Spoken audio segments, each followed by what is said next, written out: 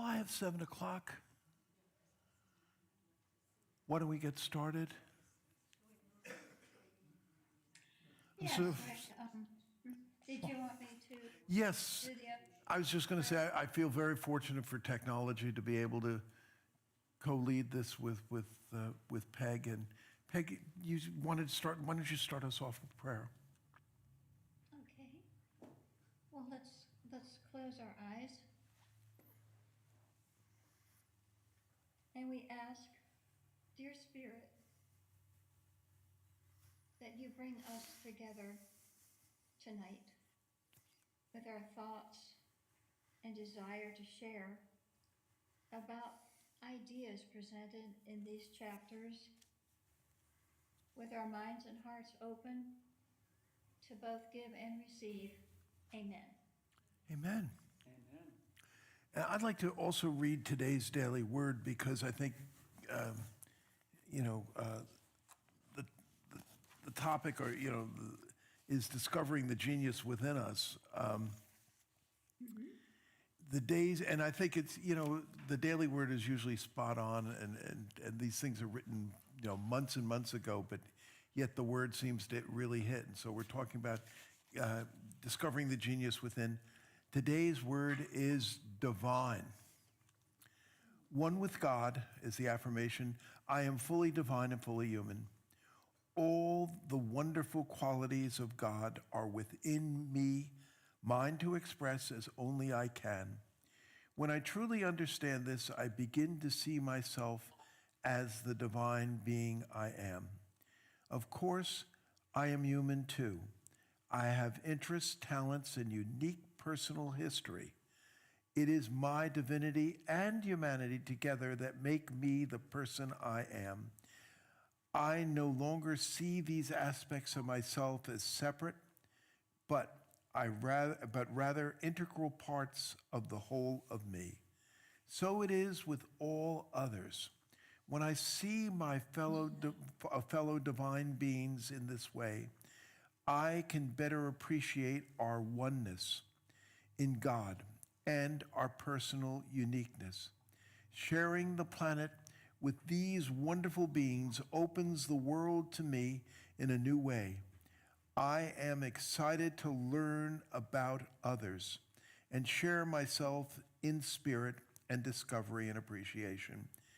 And from the Gospel of John, we read, that they may all be one, as you, Father, are in me and I am in you. May they also be in us. Let me just repeat it. That they may all be one, as you, Father, are in me and I am in you. May they also be in us. Wishing for the same condition that Jesus felt he was in with Spirit, wanting us to be in that same, and that it was possible for us to be in that same position. I'm just delighted to, Reverend Deborah, I thought in her wonderful message that she delivered on Sunday, also went to several quotes from Lieberman from chapters 7 and 8, which I think are really are important. One in particular, where Lieberman says, only 5% of our cognitive activities, decisions, emotions, actions, behavior are conscious, whereas the remaining 95% are generated by the unconscious. I might quibble with the percentages, but I would say, I would agree with that a lot of it comes up from the unconscious, or some would call it the subconscious, and that unconscious part plays such an important role. And I think it's fitting now that we're in Halloween, and I always think of Halloween as a good time to really remind ourselves of shadow work. The shadow being that in the I think Carl Jung defined it very well. That stuff which we rather sweep under the rug, not admit about ourselves, deny, et cetera, or not face up to. And it's easier, at least in the short run, to sweep it under the rug and sort of in that unconscious level. The other thing which we often do is project our shadow out onto other people, places, and things. It's a lot easier to, it's a lot easier to deal with it that way. But the interesting thing is that Jung really pointed out it's not just the ghoulie, Halloween ghoulie ghosties, Frankenstein, Dracula, it's not, he said that the shadow was not just the yucky, Wolfman Jack that we sweep under the rug, but so many of us also sweep under our light that we don't want to face up to the light. And I'll pull up later that wonderful quote from Marianne Williams about who are you to deny, who to deny the beauty and everything that you are. You're not making life better by playing small ball. And she puts it much better than I just did. But another part of the shadow, and probably an interesting thing, which I'd like, if we're on a topic of discovering the genius within us, that of coming into contact with that good stuff that we've swept under the rug, that we don't want to admit to, or fearful of admitting to, et cetera, et cetera. And I was going to share my case, and I would be fascinating, about the good stuff one might be sweeping under the rug, and then a good part of this shadow work is not just dealing with the yuck, but also dealing with the gold that we've swept under the rug. I'd like to insert something. Sure, Peg. Actually, it's like the second sentence here of the chapter. I think it's very powerful. We have forgotten that inspiration, that which breathes and motivates us, is defined as, quote, divine influence directly and immediately exerted upon the mind or soul. Mm. So, yes, inspiration. And I'm sure we're going to look into that and talk more about that as the evening goes.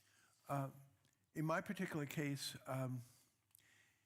in a large part for a good part of my life, if I couldn't do something or if I stank at doing something, I would whip myself and your defective merchandise because you can't do this, you can't do that. But if I could do something well, or if that really was one of my talents, I poo-pooed the talent, and just wrote it off. For example, I have crummy handwriting. Believe me, I'm not your star calligrapher at all. And as a matter of fact, that led me in 8th grade, Mr. Alenko's typing class. I was the only guy in the typing class because I figured out if I could learn touch typing, then I could type papers and stuff like that and wouldn't have teachers taking marks off because it was, crummy or whatever. But I still saw myself very, and I'm left-handed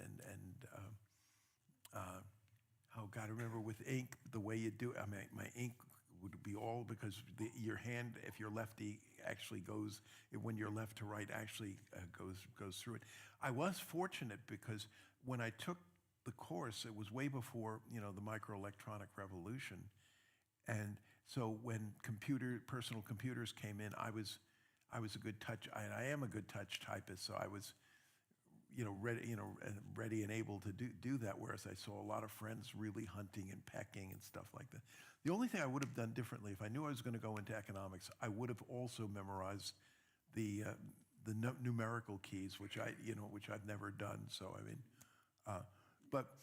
so whip yourself for bad handwriting, and also I suffer from, I still do, from mild dyslexia. I've learned how to cope with it mostly, but even to the point where I didn't realize it was dyslexia, a mild dyslexia, until I was in college, thinking that you're not, there's something wrong. I mean, I was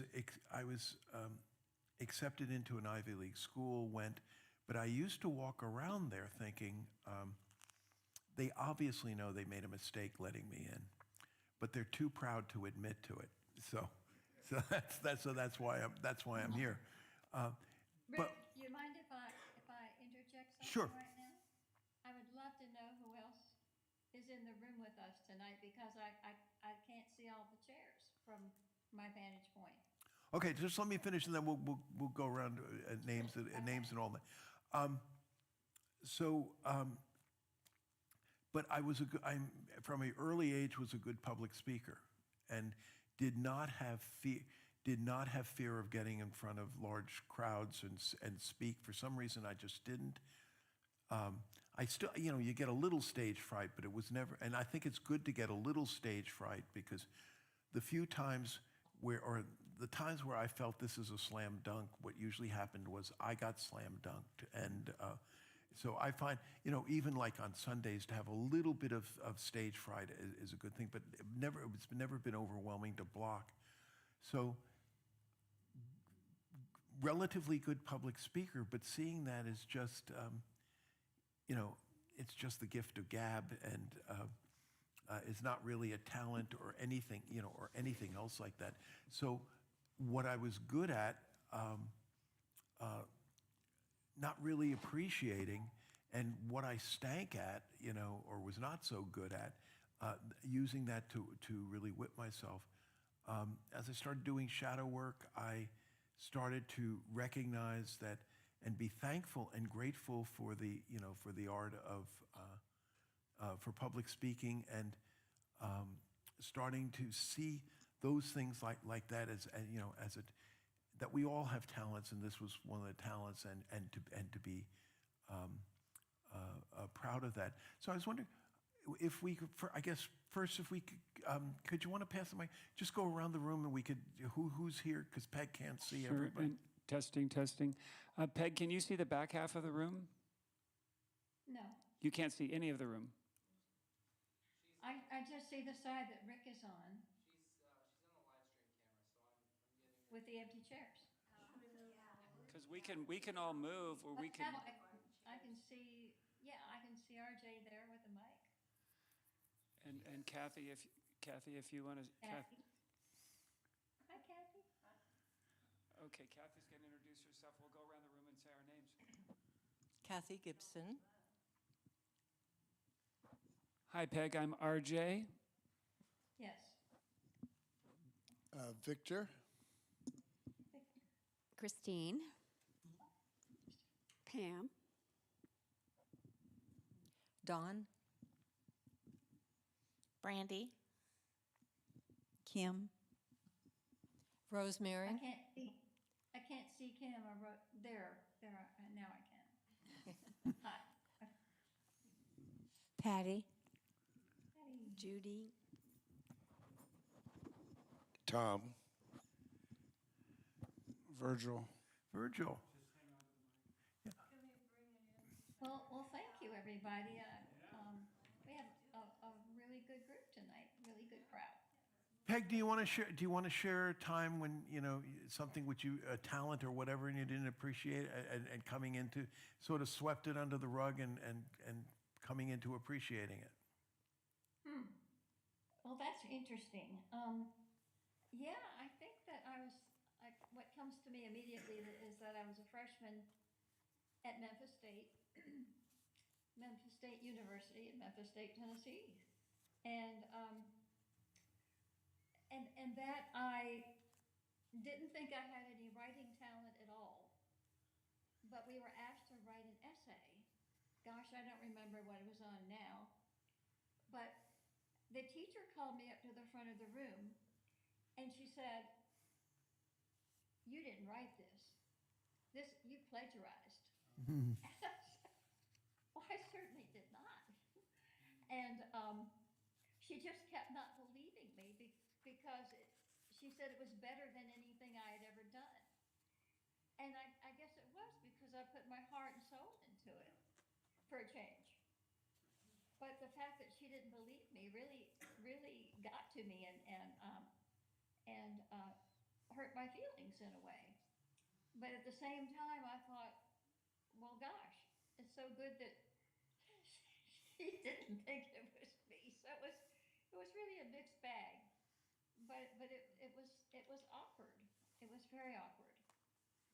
It was like a compliment and a put down at the same time, I guess you could say. Thank you. I had a very similar experience in eighth grade. Mr. Melchior was my English teacher. He was strict. Oh my God, was he strict. I mean, you put a comma in the wrong place and he took 5 points off, and he was very, very strict. And he had us do book reports, and mine was on George Orwell's Animal Farm. And he loved it. And as a matter of fact, I did put a comma in the wrong place, and he didn't take 5 points off. Somebody said, "Well, how come you didn't?" And he said, "You write something like this, and I won't take 5 points off either." And in those days, this was before Xerox. I mean, it was widespread in schools and stuff. It must have been mimeoed. I don't know how. It was, yeah, it must have been because it was bluish and still had the smell. Well, anyway, he made copies of it and gave it out to the class, and a great example and all that. I brought it home and showed my parents, and my father said, "You must have plagiarized this." And that was that's of not discovering your goal. I'm going to give this example also on Sunday. A woman who I did pastoral counseling with during Tulsa, in the Tulsa ministry, really wanted to make it as a TV journalist and all that, and she was finally appointed. She was named to be the anchor of one of the local affiliates in Tulsa to do the weekend news, and she came and told her father, said, I've been named to do the weekend news. He looked at her and her father looked at her and said, "Well, who watches the news on the weekend?" I mean, and it was hard for her to admit,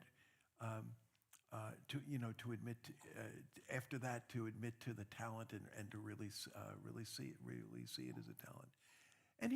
Have you gone through any? And nobody likes to speak first, a second. Something which really was gold, which you've come to now to realize is gold, but you've sort of poo-pooed it, and it was hard to start seeing it as gold. I'm going to throw in the reverse, Reverend Rick. Okay. When I was a little boy of 7 years old, I'm a twin. And when I was 7 years old, my sister became very good at riding her bicycle and doing certain bicycle tricks. And also my twin sister became very good at playing basketball. And me and the boys down the street, we were poo-pooing her, and we were telling my sister, girls aren't supposed to show us up. And we were trying to get her to dumb down her talent. So that's why I wanted to bring in the opposite. The two examples previous were where people poo-pooed you. But I was somewhat brainwashed to go along with the boys and poo-poo my sister.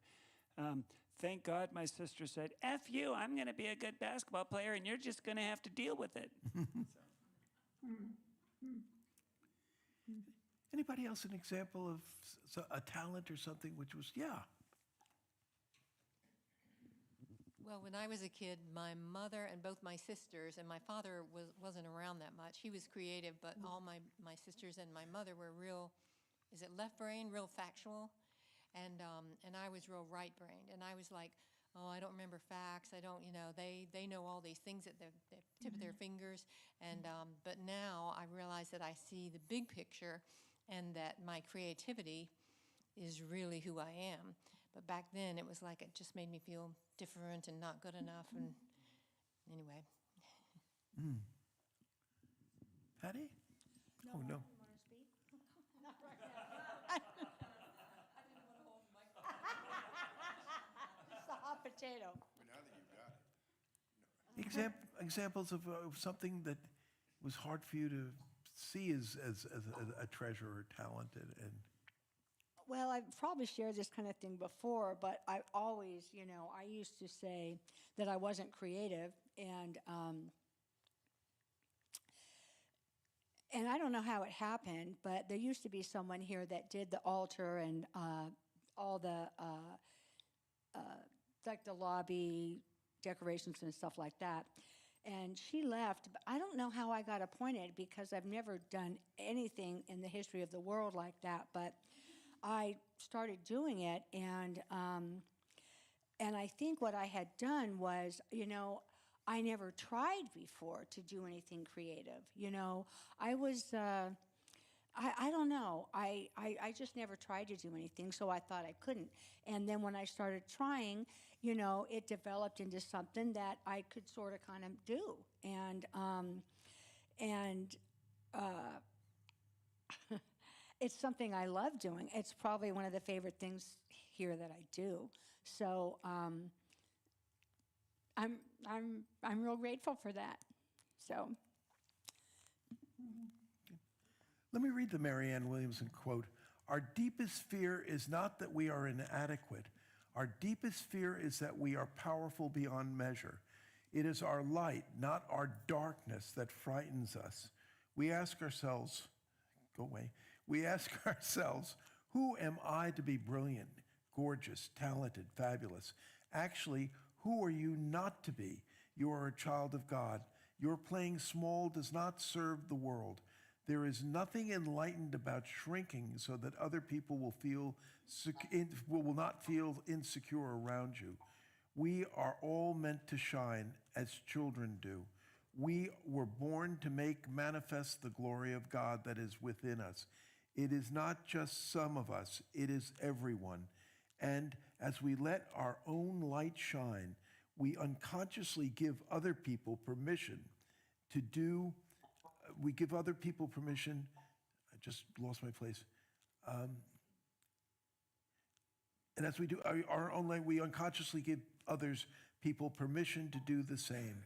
As we are liberated from our own fear, our presence automatically liberates others. So essentially, playing small ball, as it were, who are we not to see that divinity that we talk about so much in unity? Any other? Yeah, we have a.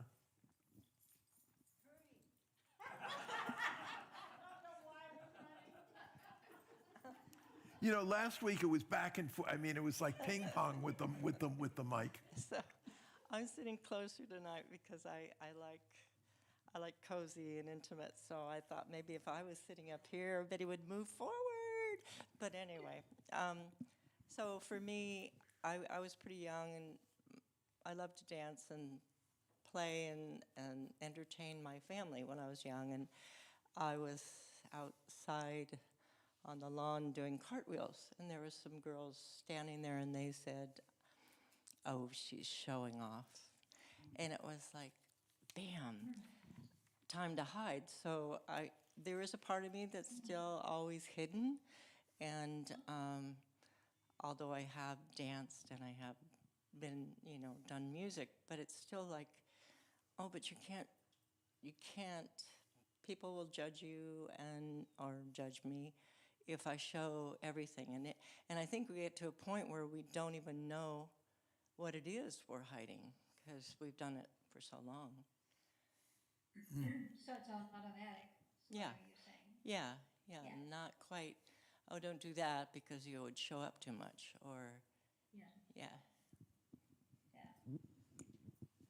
Anybody else? One thing I want to say is that how many of you were at church on Sunday? Remember when Faith was on stage and Faith was showing her collage or the work of art she did? And the statement that Faith had written was just so wonderful. And she said in that statement, "My genius is that I."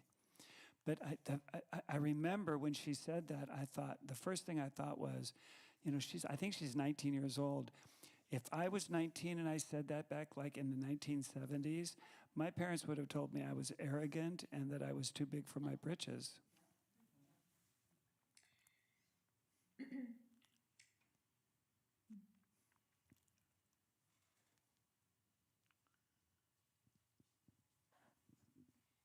Christine, So I'm wondering, RJ, how did that affect you? Or did it? you need microphone.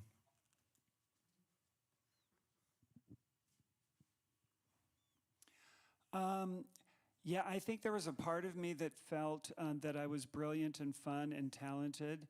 And then, of course, like I said, I already teased my sister and wanted her to dumb down. And so when you dish it out, sometimes people dish it out to you. And I remember scoring a goal once in soccer, and a big boy on the other team came up to me and said, if you score another goal, I'm gonna beat you up." And then I got intimidated. You know, so yeah, it made me feel.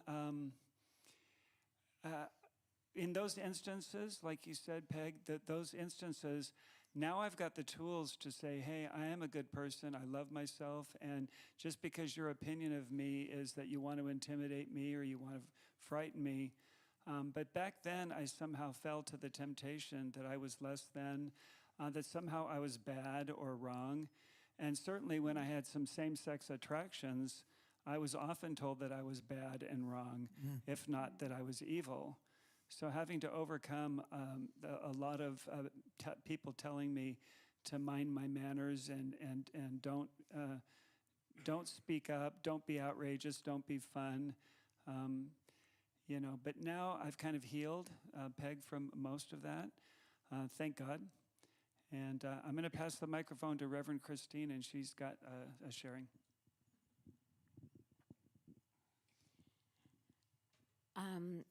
I'm going to take a pivot here, if that's okay. Although it's about seeing things from a different perspective. Sure. And it's in the reading, I think it's from the 8th chapter.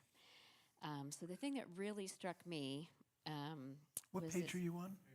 page 92 and 93, where he Okay. talks about open focus.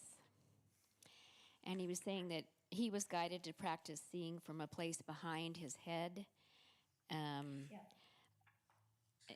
If that stuck with some other people, where he felt as though he was in an altered state, looking at nothing in particular from a place with a limitless view, because he was trying to look at things as if he was like 18 inches behind and above his head. So that really stuck with me, because I have a teacher that I like to listen to his pointings. His name is Muji. I don't know if anybody is familiar with Muji, but what this passage reminded me of was in one of his his pointings. He doesn't call them teachings; he calls them pointings. He said, when you're having an emotional upset, go inside and really earnestly look for who is the one that is suffering. Mm-hmm. And I tried that, and it was amazing what happened. So I went in and I was looking for, well, who is that? Who is the one who is suffering? And what happened was the suffering just evaporated, because I could not find the one who was suffering. And so this reminded me of that exercise where you're looking at things. And what I realized, so I tried it. So I drove my grandson to school this morning. So when I was driving him, I'm trying to experience driving, and as I'm looking from above and behind myself.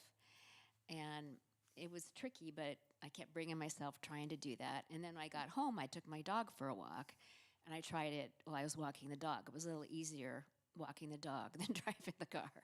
But the amazing thing that happened was, again, looking from above and behind, it was seeing the world in a broader, softer way.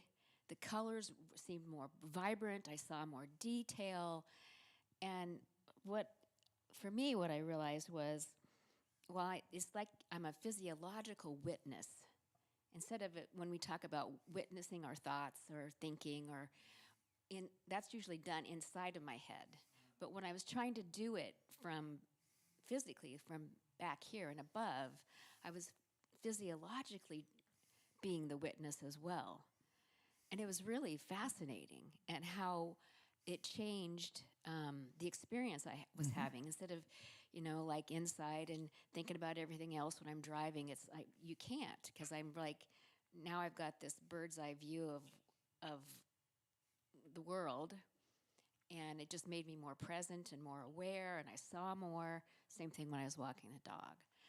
So it just really struck me as a powerful practice, and to get ourselves out of our own little smaller world and really start to, by doing that, it's like I'm incorporating part of my higher self in this physical body, in an aware kind of way. But I could see it would take a lot of practice to get to do it regularly, because it really took a lot of concentration to try and do it. Anyways, it's a fascinating exercise I wanted to share. Christine, what you're talking reminds me very much of one of the, Eckhart Tolle points to it as one of the key transformational points in his life. He was truly suicidally depressed, and if no change happened, he probably would have been a suicide. And he finally one day said, I can't go on living with myself. And it just struck him. He said, what are there, two cells? I can't live with myself. Well, what's this other? Are there more than one of me's? And what? And it was from that he then discovered what he called, the witness, that inside witness, that we might call that divine spark or whatever. There was his everyday ego, and then there was this divine, this witness, and from that he then, eventually came his ideas about the power of now and stuff like that. But realizing that there truly was this witness behind it, which was it wasn't just his persona, it wasn't just his ego. And if I could turn it into a question about artificial intelligence, I don't think we have actually created yet machines or programs which are truly conscious or truly, you ask, what's the probability of Los Angeles, coming around and winning the World Series? And it can, AI could come up with, tons of probabilities and stories and all that. But that sort of witness, true consciousness requires that witness behind. There's a wonderful saying in Washington that politicians get themselves in the worst trouble when they start believing their own press releases. And that witness behind, when you're writing it, true consciousness,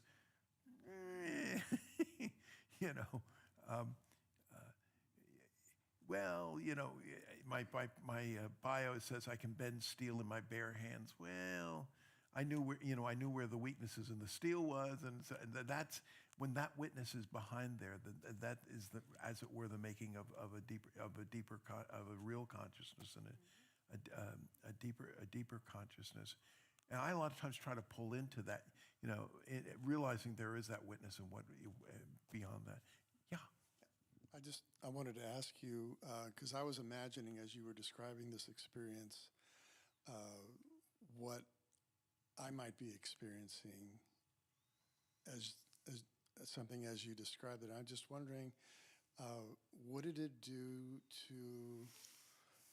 did it change your perspective of what was happening? Because it seemed like it was an experience that would be ripe for compassion. Yes, it changed the experience a lot. So it was like my grandson, who's on the autism spectrum, but he's really this amazing kid. I put my hand on his leg when we were driving, and I said, again, I'm trying to do this from back here, and I said, what does it feel like when I pat you? And he says, it feels like love. And then I said, well, what does love feel like? And he says, beautiful. And so, and then I said, well, is it cold or is it warm? He said, it's warm. And I said, if it was a color, what color would it be? And he said, it's pink. And that nature of that conversation was different. Like I would have patted him, but then I would have, it really did change everything that I was experiencing as long as I could stay from that perspective, because I'm now like this other, I think our higher self, and, which is, they're saying is the 95%, and the rest is, that's all us. But I was in touch with so much more from what I was seeing, experiencing, the interchange I was having, much more present, and it's like everything expanded. So, did that answer your question? Yeah. I You think know, that sounds like no, please I go. think that's a beautiful experience that you had with your grandson, and I'm so glad that you had that with him. I bet it meant a lot to him as well. And it's interesting, Kiki Crawford, one of the artists, that is exact, that, if you remember, that's what stuck out for her, and she centered her artwork on that of, seeing that sort of looking behind and seeing it. The trouble is, with ego, I guess I shouldn't say, with Peg on, but I mean, seriously, we've had remarkably few big arguments, and we've seemed to work them out. But there are times where I've said something in a discussion, and that inner witness says, that's garbage. What you just said is not really true, and all that. But then the ego comes in and says, but I'm not going to admit it now. I'm not, and so you know it, but ego is blocking you from saying that. Any other reactions to Christine's? Those. I just want to add real quick that I really think it's fascinating, the two-sided thing that I mentioned earlier, that sometimes our magnificence and our brilliance and our genius is poo-pooed by others. But to me, it's so important to recognize when I poo-poo others. I read a book by Thomas More about the everyday enchantment of living. And in his book, or his first book, he talked about that jealousy and envy are big shadow energies, where when somebody else expresses their talent, I know that throughout my life, I've been both the perpetrator and the victim. So if someone's expressing their talent, because I was in theater at Chico State, I was in theater. If someone else expressed their talent, I'm like, well, how come he got the lead? How come I didn't get the lead? He really wasn't that good a singer, So, I mean, it's so easy to get into jealousy and envy of others while they're expressing their talents. And yet when someone poo-poos my talents, I'm like, oh, I've been hurt. I've been violated. And so then it's kind of like, I'm crazy both ways. I'm attacking others, and then when others attack me, I go, oh, I'm being violated. So that's my analysis of being the perpetrator and the victim.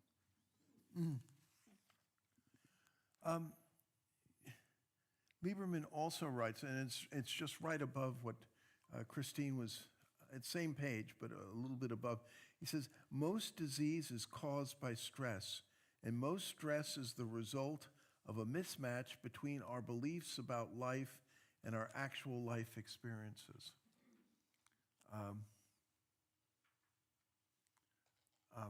There's well, he was a priest. He was also an expert on Eastern religions and a therapist.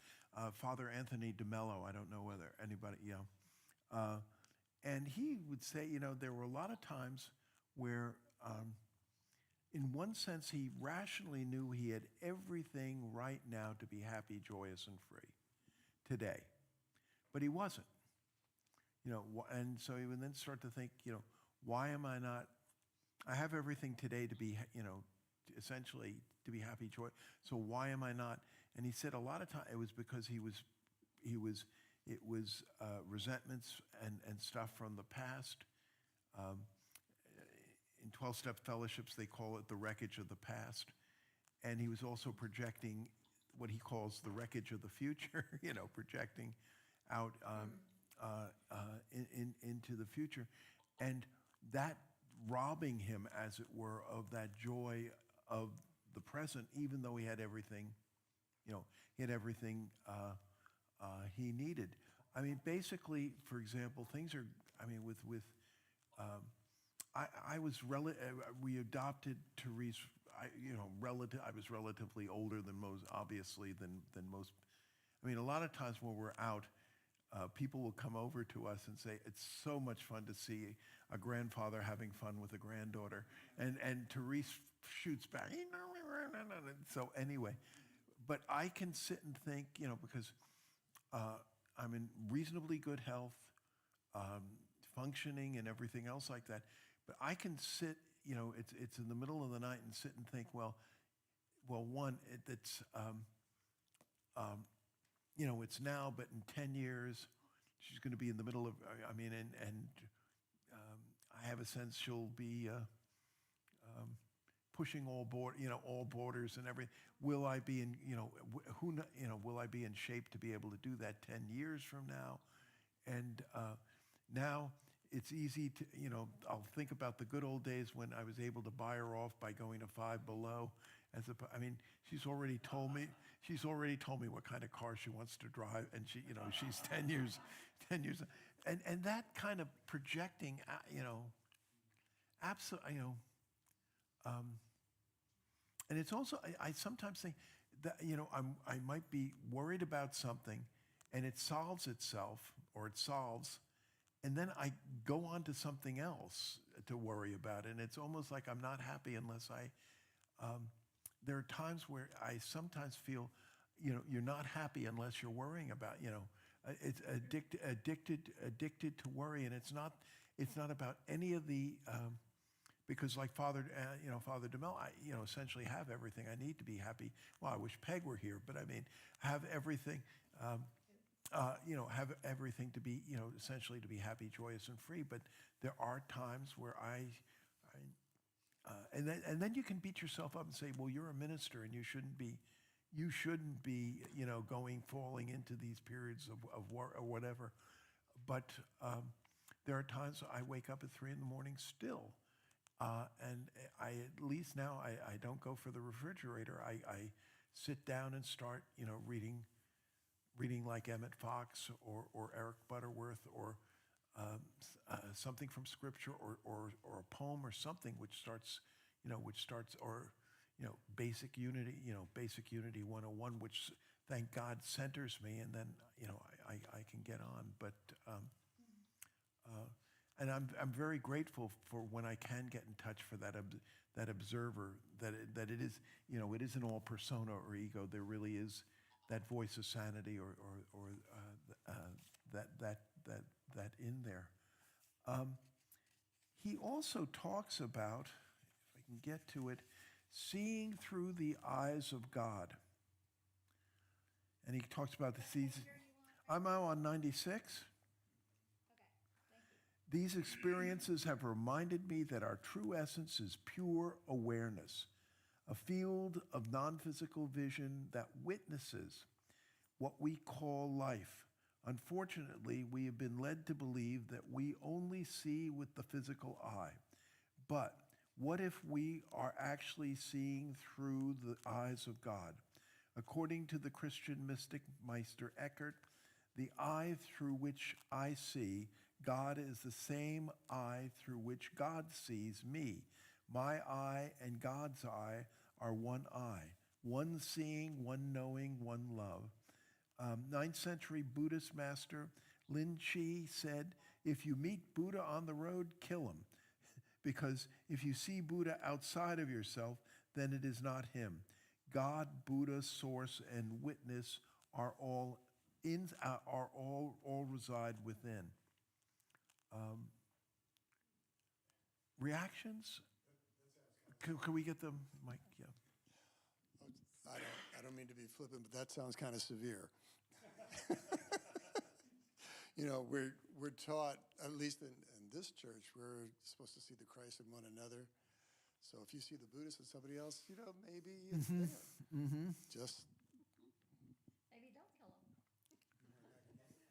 Well, and I think I want to piggyback off on that. I think what the heart of that message is that if you see a Buddhist on the road, but you see the humanity, fine. But if you're putting that person on a pedestal and then you place the Course in Miracles calls it idol worship.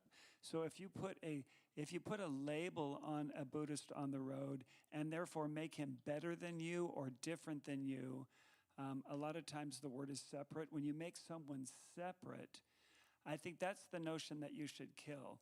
You should kill your idol worship. You should kill your sense of separation. You should kind of put those thoughts to death, and then reimagine the oneness that we share with that Buddhist on the road, the true oneness.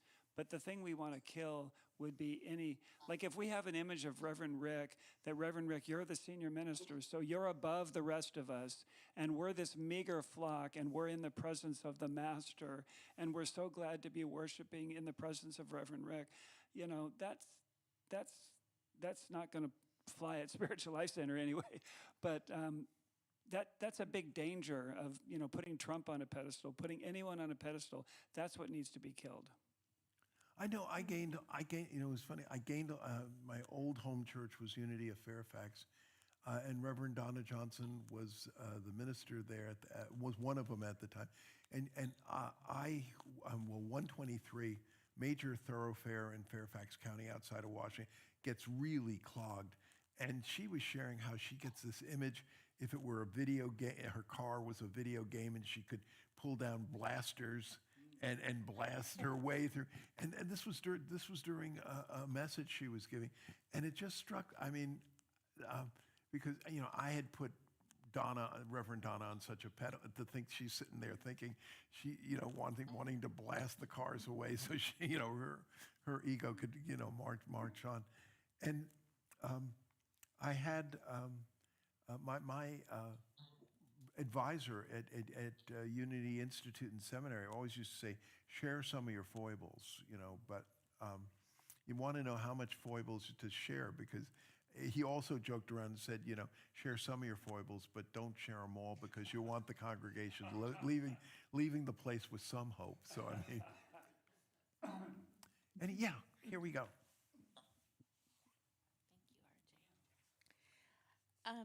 I was really struck by the comment about how we're seeing with the eye of God and God is seeing through that same eye.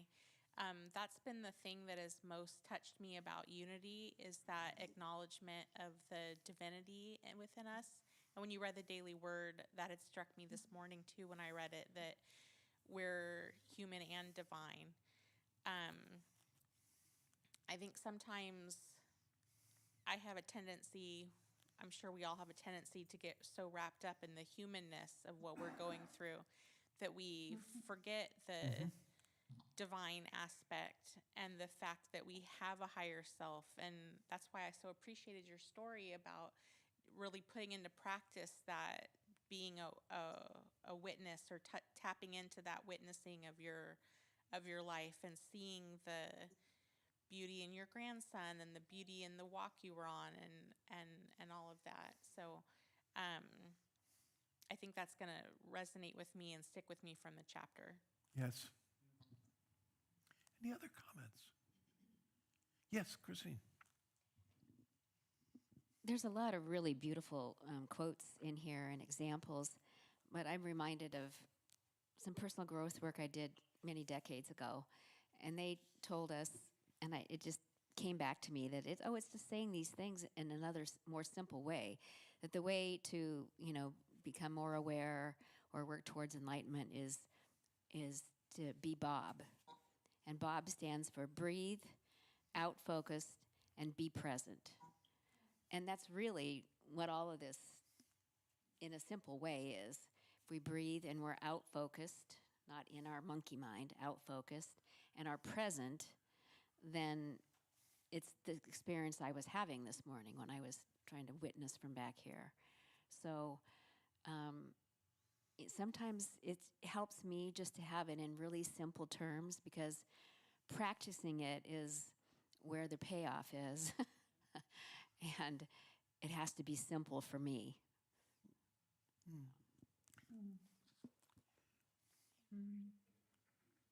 So I love this part of the book. Somebody had mentioned seeing the God within us, and that's what really attracted me to Unity. When we imagine the animating force of the universe, the foundation of everything that is, most people envision something outside of themselves that is all-seeing, all-knowing, and omnipresent. By definition, such a force would have to be aware of and inseparable from everything we think, say, and do effectively. If we look carefully, we might discover that such a force, however we choose to name it, is always present and aware within us. Yeah. That's what I love about Yes. the whole unity thing. And you know, it's interesting. I mean, if you look at, traditionally in the Bible, I mean, Paul quite clearly says we live, move, and have our being, in him. That sort of got, I guess, after the Nicene, I mean, you can't make money on that, and you can't control people. You can't, I had, when I was in Tulsa, Darlene Roush, a wonderful grandmotherly woman who led our A Course in Miracles group. And she came, her father was a Baptist minister and all that. And she leaned over to me one day and said, Rick, when we in Unity gave up hell, we gave we gave up a lot of bargaining power. And not that you want to have bargaining power that way, obviously, but that sense of that the divine, of that divine spark inside, and really, honestly, truly, is inside of us. I can't tell you how long I mean, I came into Unity in the mid '80s, and it wasn't really till almost the year 2000 that I really, honestly developed this strong sense of that's honestly who I am. I'm that divine spark. That is my essence. That is who I am, not my mistakes, not scarcity, lack, my error thinking and stuff like that. But that honestly is who I am. Now, do I always vibrate at that level? No, but it's almost like the sun's always shining. We may not see it, we haven't seen it maybe in the last few days around here because of clouds and stuff like that. But it's shining, and a lot of times I may let ego block it, like a cloud block it out. But that's still that divine spark is honestly truly who I am, and who I believe you are, and so one of my. I think that's why we get so much maybe from the daily word, from meditating. I try to meditate some after I read the daily word so that I can remember that I'm more than my mistakes or my body or my mind. It's so easy to not be in that space, that I'm very grateful for readings, meditation, talking with other people of like mind, because it means everything. It elevates us into our true natures of divinity. And in the comments that were made about breath on page 101, Lieberman actually quotes Thich Nhat Hanh. It's a beautiful quote. Breath is the bridge which connects life to consciousness, which unites your body to your thoughts. Whenever your mind becomes scattered, use the breath as a means to take hold of your mind again. I was, just honestly really struck by that. Any other thoughts about the chapters that you wanted to bring up? Yes, could we get the? I think we're over here.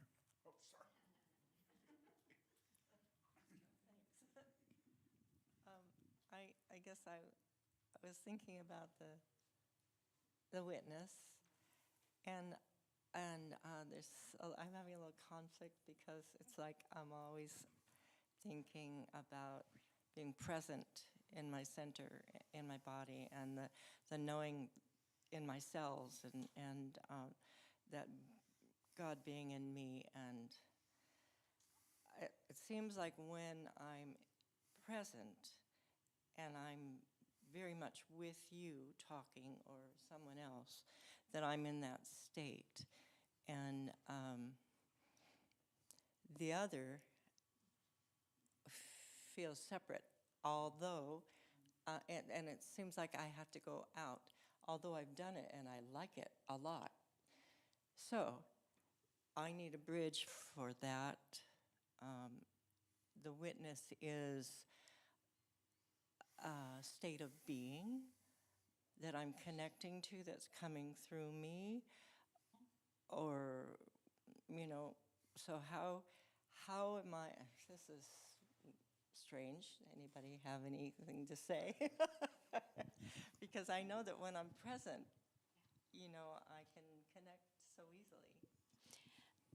So, some people believe that we have several bodies, like a body system. So there's a physical body, emotional body, energetic body, spiritual body. So, yourself is all of that, I think. Mm-hmm. And so, if you're connected to yourself, perhaps it's just a shift in that awareness of yourself is more than just this physical body, because there's these, it's almost like you could draw these colored outlines of you that are all those other bodies too.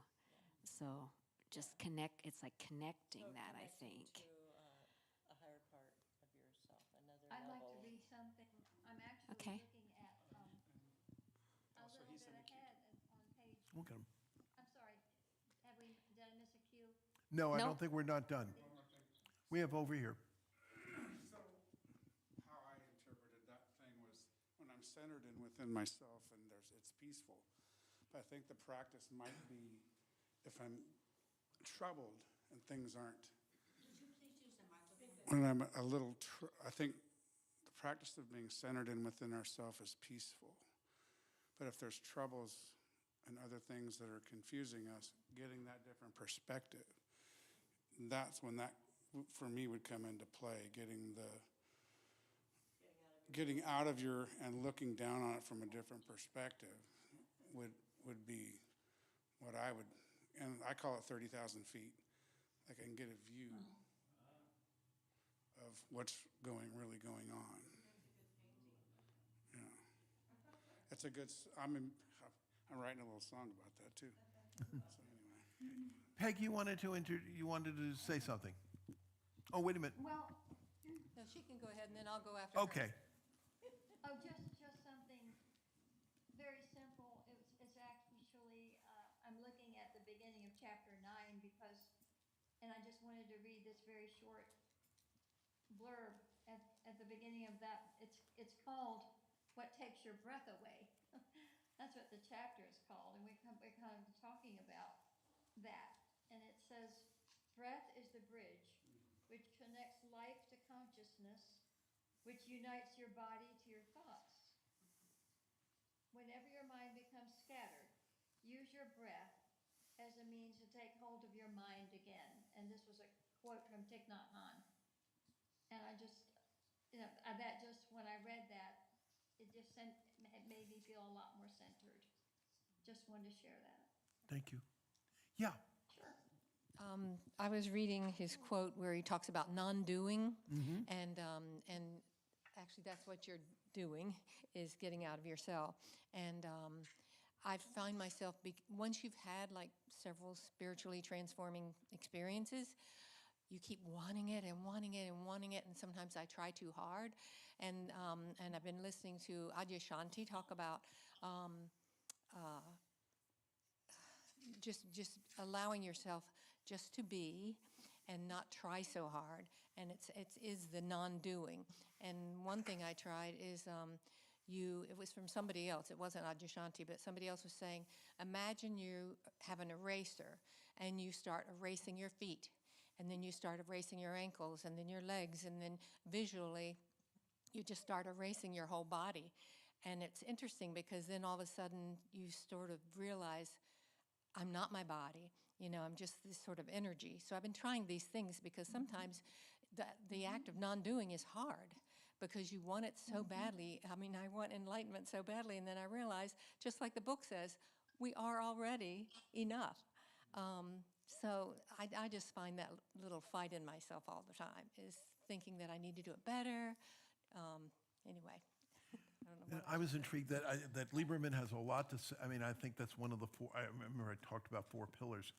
The Taoists call it Wu Wei: non-action, action, non-doing, doing. You can't force it, but you can put yourself in a position where the probability of it happening is more likely. So, any other comments? The comment I had for you, Kathy, was one of the bridges that works. One of the bridges that works for me is in A Course in Miracles, and it's about the word forgiveness. So forgiveness bridges the gap between the false perceptions and the clear, clean perceptions. And my best definition of forgiveness is that anytime there's a sense of dis-ease or a sense of discomfort, then we need to forgive what we're imagining. We need to forgive what we think we're seeing, because love doesn't see anything that makes us feel upset or makes us feel judgmental. So if we're upset or judgmental, we're creating a thought that is imaginary. And forgiveness means I'm just going to overlook this imaginary thought, and I'm going to forgive that I thought thoughts that were not in alignment with truth. So, of course, Course in Miracles spends about 670 pages to try and explain what I just said in a minute, but that practice is quite helpful. Last week, and I don't mean to put you on the spot, RJ, but I will. RJ made a wonderful suggestion about doing a closing meditation looking at the candle. I came up to him at the end of it and I said, that was brilliant. I wish I had thought of it. The next meeting I go to where you're not there, I think I will. No, you lead us. Well, you talk in the, kiddo, you have to talk in the microphone. 21st century. If Patty's willing to dim the lights, what we'll do is we'll look at the candle and we'll send our consciousness to the candle, and then we'll ask the consciousness of the light to share wisdom to us. And one person gave me feedback last week that 1.5 minutes was too short, so maybe we'll do 3 minutes. And let's begin.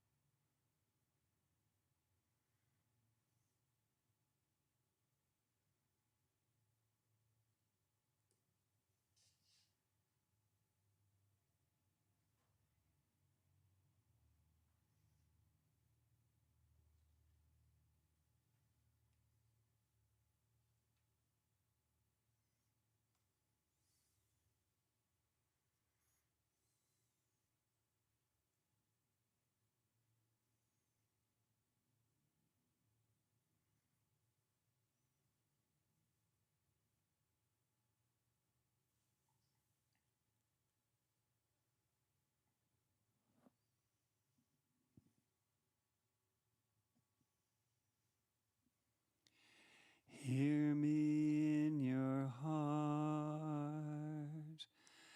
I am calling, whispering your name.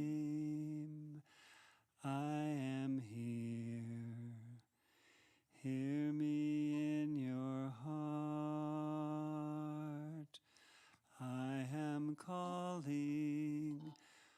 whispering your name. I am here, calling out your name, whispering your name.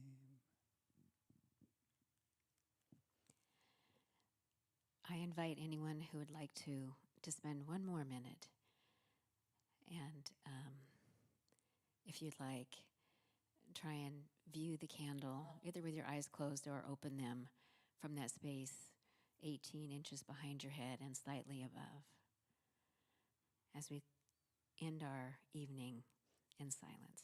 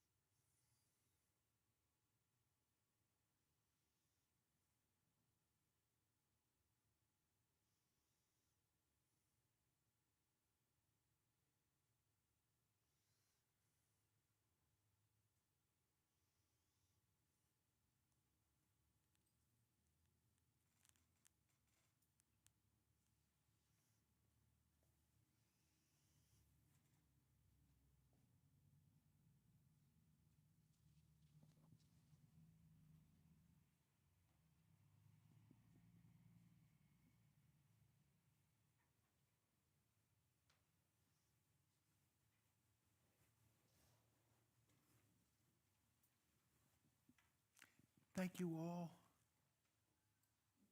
Blessings. And looking forward to seeing you again very, very soon. God bless.